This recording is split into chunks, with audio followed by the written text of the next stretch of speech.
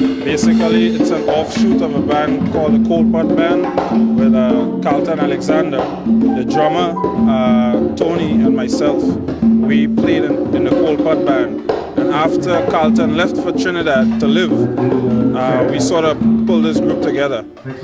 But I was here from the start of it all. Has being a leader gone to Tony's head? Oh, no. Tony's a cool guy. Tony's a cool guy. As cool as it gets. Okay, can you tell me if we can talk a little bit about your drums here? Okay.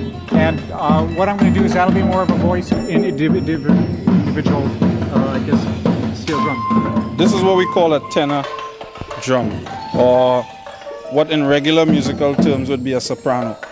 And this plays the lead like the melody line.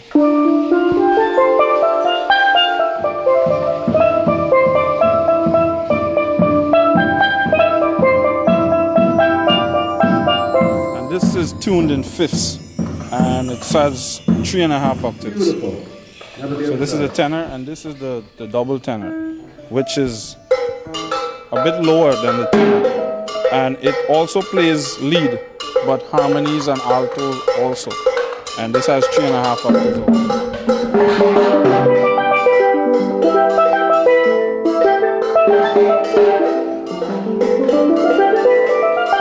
And as you can see, the tonality is a lot lower than this. I remember as a kid seeing steel players, and it looked like they used to have old steel drums, and it looks like these things have developed a long ways from that. If you can go into that and talk. Oh yeah, it's come a long way.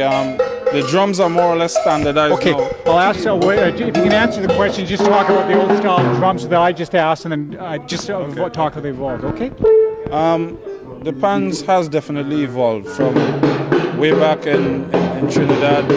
It started from just dustbin covers and dustbin cans, and a handful of guys started working at it and brought the drum to where it is today.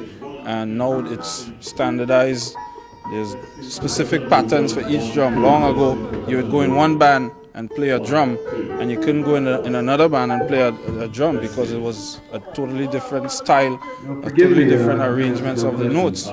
So now you could go in any band and play a tenor or a double tenor or any other range of pans because it becomes very standardized. How long does it take to master an instrument like this? Well, it's just like any other instrument. I mean, you start learning rudiments and the basic stuff like any other instrument. I've been playing for over 15 years, but like any one of the guys in the band, I mean, they went to lessons, took classes, studied music, whatever, you know.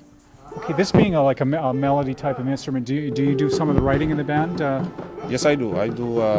Actually, 3 of the pieces that we're going to play tonight, I wrote along with the keyboard player, and it should be an interesting concept. I mean, the concept with the steel drum and the jazz is fairly new still, but it's evolving and it's developing, and there's a lot of guys out there that's doing this stuff now. So, okay, what does Calabash mean to you? What is it?